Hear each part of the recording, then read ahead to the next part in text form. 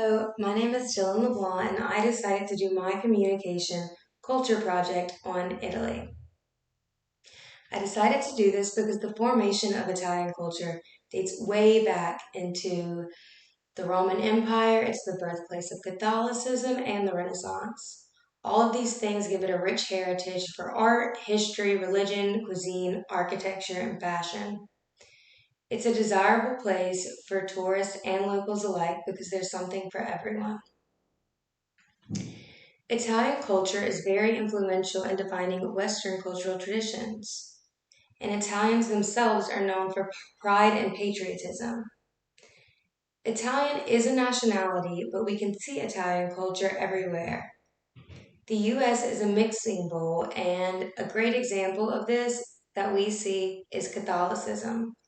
Almost 20% of the United States is Catholic, and even more in southern United States. Italians place a high emphasis on history and tradition, so it's not hard to believe they are a high uncertainty avoidance. This means they're threatened by new ideas, and they even have laws that restrict altering or changing decorations because they really value the unique beauty and don't want the country to lose its historical identity. When it comes to power distribution, they are moderate. This is how people view unequal distribution of power. Their PDI, their power distribution index, is 50. Bosses are highly respected, and lower class is respected too, but still considered subordinate.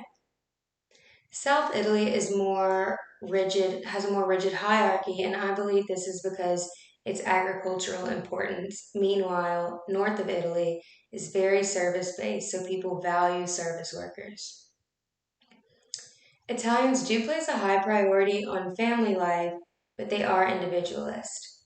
When compared to America, they're more collective, but when they're compared to Asian countries, they are extremely individualist. On my trip to Italy, one of the main things I noticed was their perception on time. They live slow and focus on feelings and relationships. This is called polychronic time orientation. Thielen states that they use time to meet people's needs rather than accomplish tasks. We were even reminded of this right when we got to Italy and got in a taxi, because our driver wanted to make sure we knew of this extreme difference from the States.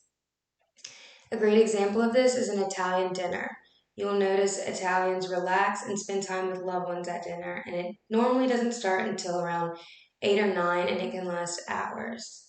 You'll notice the servers aren't running around and rushing, and surprisingly, customers don't have a problem with their food taking a while to come out. Italians have an intense emotional displays. My family is a great example of this. I didn't realize not everyone's family was so loud, exciting, and filled with laughter.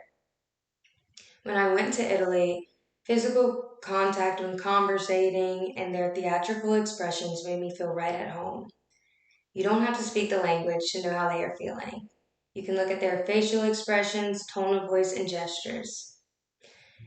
Other people from other countries may come off as stiff and reserved for Italians because they are so close to each other. Even though Italians talk a lot, they have a high context culture, which means they're more indirect.